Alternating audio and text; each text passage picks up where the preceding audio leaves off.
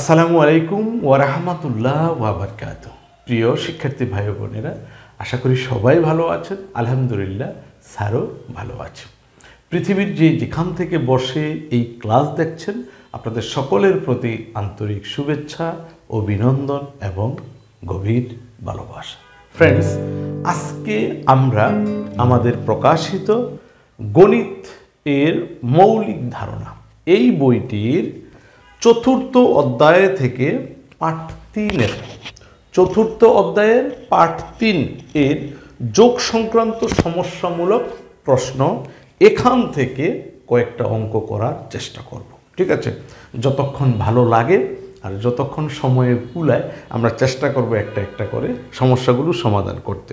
যাদের বইটা আছে, ইতিমধ্যে যারা বইটা সংগ্রহ করেছেন, তারা বইটির এই চতুর্থ অধ্যায়ের পাঠ 3 ওপেন করে বসেন পৃষ্ঠা নাম্বার 15, তাইলে আপনি অঙ্কগুলো পেয়ে যাবেন। আমাদের আজকের প্রথম যে অঙ্কটি, প্রথম প্রশ্নটি হচ্ছে অত্যন্ত সহজ সুন্দর, একেবারে বাচ্চা সুলভ।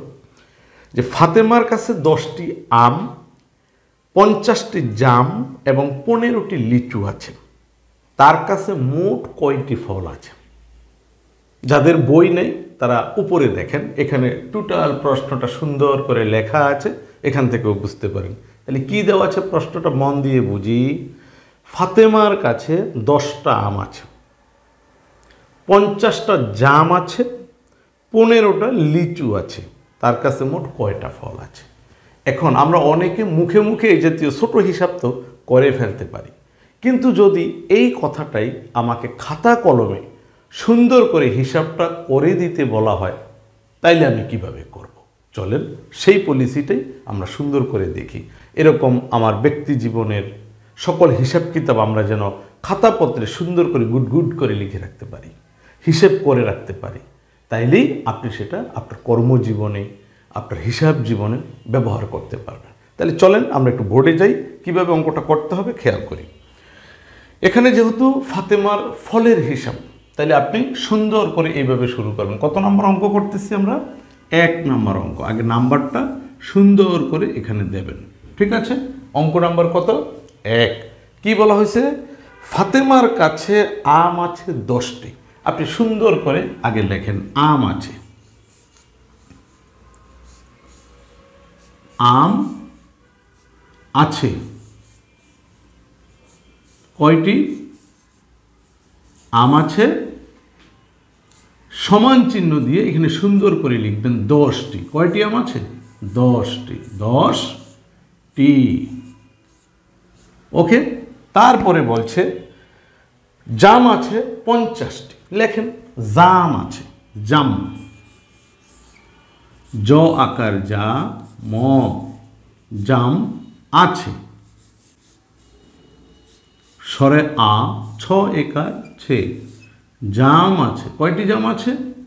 50টি জাম আছে। লিখলাম 50। সুন্দর করে সংখ্যা একটার নিচে আরেকটা বসাতে হবে। যখন যোগ করবেন, এই যে সংখ্যাটা আসলে যোগ হবে কার? সংখ্যাগুলোর যোগ হবে। এগুলো তো কথা, যে একটা কথাকে কেমনি গুছিয়ে সুন্দর করে লেখা যায়। তো এই সংখ্যা লিখতে গিয়ে আপনাকে কিন্তু সংখ্যার নিচে সংখ্যা বুঝে শুনে বসাতে হবে, এলোপাতারি বসালে হবে না। 10 লিখছি এইখানে, 50 লিখতে গিয়ে এখানে, তাহলে আপনি যোগ করতে পারবেন না।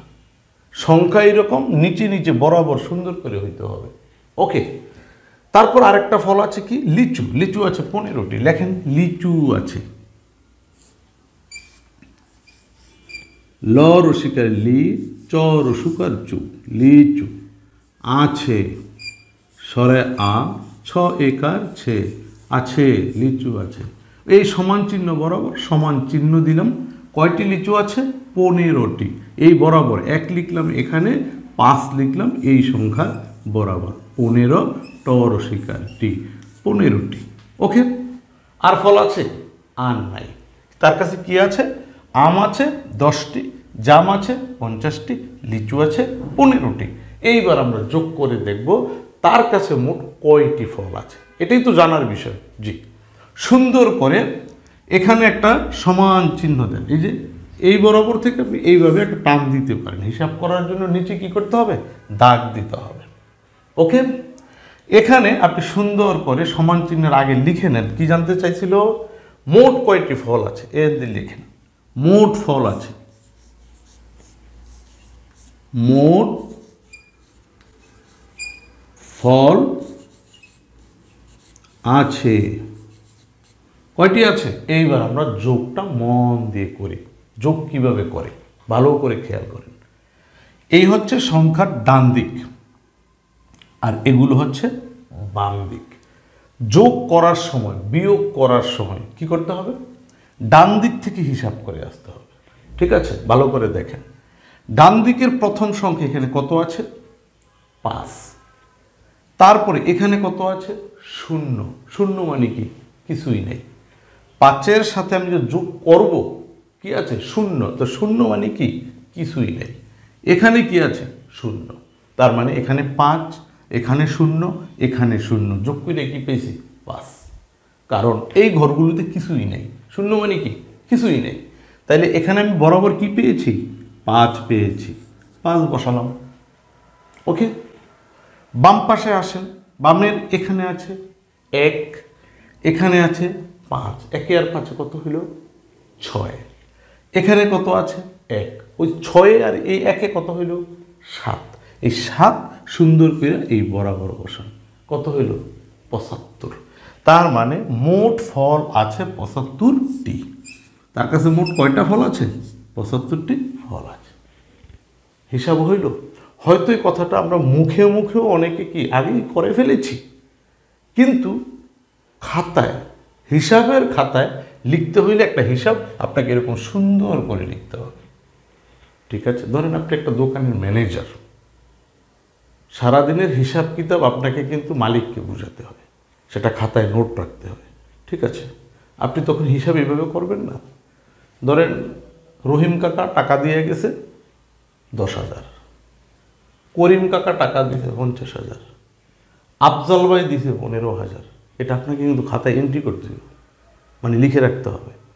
আজকের মোট টাকা এই 75,000। এটা আপনাকে লিখে বুঝাতে হবে না, মালিককে বুঝাতে হবে। এখন মৌখিক হিসাব আমরা অনেকে করতে পারি, অনেকে তাও পারি না, কিন্তু অনেকেই পারি। কিন্তু মৌখিক হিসাবটা তো অফিসিয়াল না। মৌখিক হিসাবটা তো লিখিতভাবে আপনি কিভাবে প্রকাশ করবেন সেটা না জানলে প্রকাশ করতে পারবেন না। আর তার জন্য আপনাকে এই হিসাবের কায়দা বুঝতে হবে, যে কীভাবে একটা হিসাব খাতায় সুন্দর করে লিখতে হয়। এই ছোট্ট যোগের মধ্য দিয়ে আমরা তার ধারণা আশা করি পেয়েছি।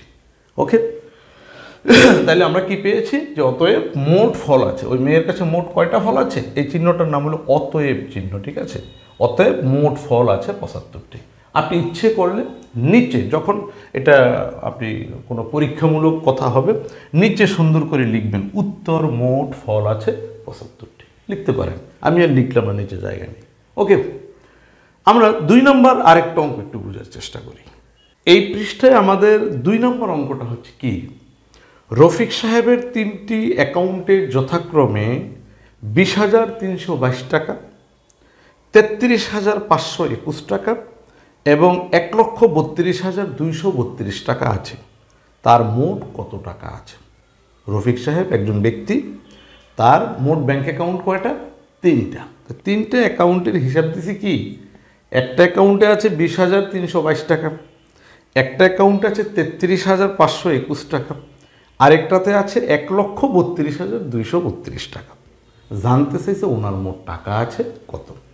আমরা হিসেব করলে মুখে মুখেও করা যায়, কিন্তু আমরা চাই একটু ওই সিস্টেমেটিকলি করতে, নাকি যে খাতাপত্রে হিসাবটা কিভাবে করা যায়।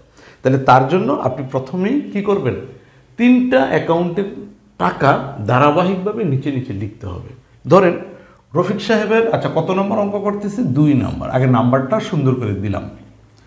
রফিক সাহেবের প্রথম অ্যাকাউন্টে টাকা আছে 20,322। খেয়াল করি কত আছে, 20,322 টাকা। ওকে ভাই, 22 টাকা, টাকা কথাটা পাশে লিখে দিই, বা টাকার চিহ্ন দিলেও কিন্তু আমরা পারি। সাধারণত যখন আমরা খাতাপত্রে হিসাব করি, কোনো ব্যবসায়িক হিসাব, তখন আমরা টাকা না লিখে টাকার সামনে এই জাতীয় চিহ্ন দিয়ে এইভাবে একটা টান দিয়ে এইভাবে দিলেই এটা হচ্ছে টাকার চিহ্ন। বুঝা গেছে কথাটা? অর্থাৎ আপনি এটার সামনে টাকা না লিখে এই চিহ্নটা দিলেও কিন্তু হইত। ওকে, এগুলো সংক্ষিপ্ত ব্যাপার আর কি, আস্তে আস্তে আপনারা শিখে যাবেন ইনশাল্লাহ। তারপরে দ্বিতীয় অ্যাকাউন্টে তার টাকা আছে 33,521 টাকা। কত আছে? 33,521 দিলাম। 33,000 শতকের নিচে 500 আর হলো 21 টাকা। ওকে, এখানে ডট চিহ্ন দিয়ে রাখলাম, বারে বারে টাকা লেখার দরকার নেই কষ্ট করে। 3 নম্বর অ্যাকাউন্টে ওনার টাকা আছে 1,32,232 টাকা। এখন কাহিনী খেয়াল করেন, 3 নম্বর সংখ্যাটাতে কিন্তু লাখ আছে। ওকে, আপনার আগের দুইটা ডিজিটে কি আছে? মানে হাজার পর্যন্ত আছে, সহস্র অযুত পর্যন্ত, কিন্তু এবারের ঘরে কিন্তু লক্ষ পর্যন্ত আছে। লক্ষের জন্য আমরা জানি কয়টা ঘর দরকার হয়? 6 ঘর লাগে। এখানে ঘর কয়টা? 1 2 3 4 5। তার মানে এই সংখ্যাটা লিখতে হইলে আমার ষষ্ঠ ঘর পর্যন্ত ব্যবহার করতে হবে এই জায়গাটা। ঠিক আছে, তার মানে এই যে 1 লক্ষ, এই 1 লিখবেন আপনি এখানে। ওকে, তারপরে হাজার কত? 32,000। এই হাজারের ঘরের নিচে সুন্দর করে এখানে লিখবেন 32, কমা দেন।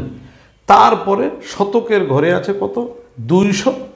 এই শতকের ঘর বরাবর 200 এবং দশকের ঘর এককের ঘরে মিলে হয়েছে 32। ওকে, এই হইল সংখ্যা বসানোর কৌশল। আপনি যদি সঠিকভাবে সংখ্যা বসাতে না পারেন তাহলে আপনার যোগ জীবনের কখনোই সঠিক হবে না।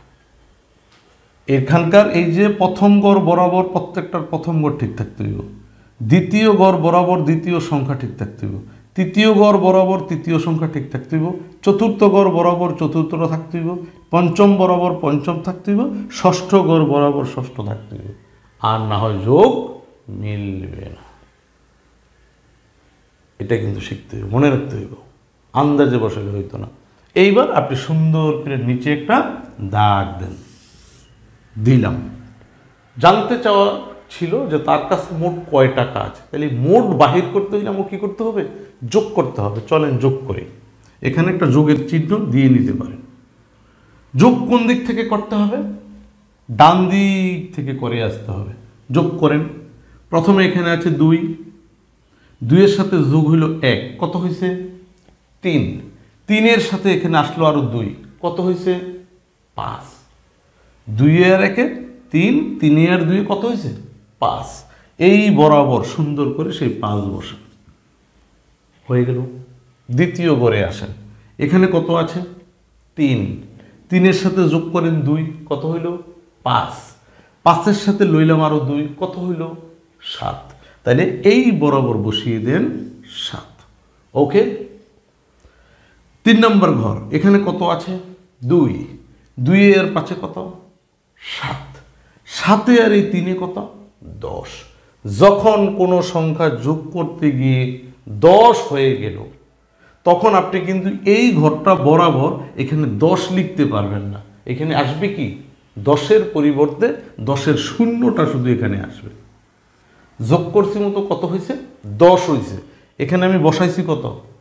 0। 10 লিখতে কি কি লাগে? 1-এ 0 মিলে হয় 10। তাহলে 1 এবং 0-এর ভিতরে আমি শুধু শূন্যটা না বসাইছি, 1 কই? 1 কিন্তু আপনাকে মনে মনে ধরে রাখতে হবে যে এখানে 1 ছিল। ঠিক আছে, ওই 1 কিন্তু রয়ে গেল। ওই 1-এর এইবার এই সংখ্যার সাথে যোগ দেন। এটা কত? 2। 2 আর ওই যে 1-এ কত হইল? 3। 3-এ আর এই 3-এ কত হইল? 6। 6-এ আর এই 0 কত হইল? কিছুই হইল না, 6ই হইল, কারণ শূন্যের কোনো ভ্যালু রইল না। তাইলে এই বরাবর আমি যোগফল পাইলাম কত? 6। এখানে কিছু অবশিষ্ট আছে। এই ঘরে যেমন 1 রয়ে গেছিল, হাতে 1 রয়ে গেছিল, এই ঘরে কি সেরকম কিছু আছে? কিচ্ছু নাই। তাইলে আপনি পরের ঘরে চলে আসেন। এখানে 3, 3-এ 3-এ 6, 6 আর 2 কত? এই 8 এখানে বসিয়ে দেন। ওকে, কিচ্ছু হাতেটাতে নাই। বাম পাশে আসেন। এই বরাবর মোট সংখ্যা আছে কয়টা? একটা। 1 কে? শুধুই 1। এখানে কেহ নাই, এখানেও কেহ নাই, এখানে শুধু কি আছে? 1 আছে। তাহলে 1-কে সুন্দর করে বসিয়ে দেন। এখন মোট ওই লোকের কয় টাকা হইল খেয়াল করেন। লক্ষের ঘরে কে আছে? 1, তার মানে 1 লক্ষ। হাজারের ঘরে কে আছে? 86, তার মানে 86,000। শতকের ঘরে কে আছে? 0, মানে কোনো 100 টাকা নাই। এখানে দশক এবং এককের ঘরে আছে 7, 10, 5, 75। তাহলে 1,86,075 টাকা। ওই ভদ্রলোকের মোট কয় টাকা আছে? 1,86,075 টাকা। এখানে সুন্দর করে এবার টাকাটা লিখে দেন। ওকে, আমরা এটার ক্ষেত্রে একটু উত্তরটা লিখার চেষ্টা করি। তার মোট কত টাকা আছে আপনি সুন্দর করে এখানে এসে বলেন উত্তর। তার মোট কয় টাকা আছে? 1,86,000। তারপর কত? 75 টাকা আছে।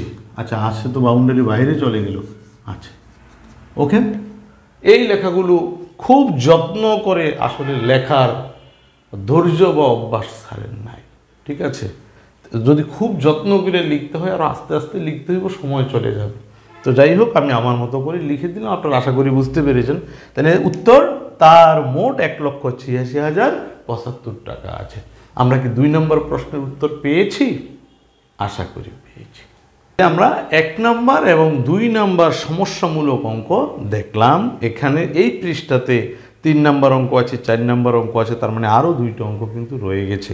তো আজকের এই এক ভিডিওতে আমরা আর কথাটাকে দীর্ঘায়িত না করি। এই যে অঙ্কগুলো, এগুলো একেবারে ছোট্ট, একেবারেই ছোট ছোট প্রাথমিক ধারণা আর কি গণিতের। তো তারপরও আপনি এখান থেকেই কি হবে, ধীরে ধীরে ধীরে ধীরে গণিতের উচ্চতর ধারণা আপনার মাথায় প্রবেশ করবে, যে আসলে একটা হিসাব কিভাবে করতে হয়। আপনারা যারা গণিতের এই বই সংগ্রহ করতে চান, নিচে দেয়া নাম্বারে ইমো বা হোয়াটসঅ্যাপে স্যারের সাথে যোগাযোগ করে বই নিতে পারেন। আর যারা বাংলা ইংরেজি আসলে ভালো করে জানেন না, দেখেন এই যে গণিতটা বোঝার জন্য কিন্তু বাংলা পড়ালেখাটা আবশ্যক। কারণ এই যে লেখাগুলো যে লিখতে হয়, মানে আমি যদি বাংলায় লিখতে পড়তে না জানি, তাহলে অঙ্ক করবো স্যার কেমনে? এই জন্য আপনাকে বাংলাও কিন্তু শিখতে হবে। সান একাডেমি থেকে প্রকাশিত বাংলার যে বই আমাদের মৌলিক বাংলা, ঠিক আছে, এই যে বইটা, আপনি এই মৌলিক বাংলা বই সংগ্রহ করতে পারেন। এটা সংগ্রহ করে সুন্দর করে বাংলা শিখতে পারেন। যদি ইংরেজি শিখতে চান ABC থেকে, তাহলে এই বইটা সংগ্রহ করতে পারেন, বেসিক ইংলিশ। আর ভালো ইংরেজি, মানে বড় বড় ইংরেজি শব্দ, গ্রামাটিকের ফ্যাক্ট বোঝার জন্য আছে প্রাইমারি ইংলিশ।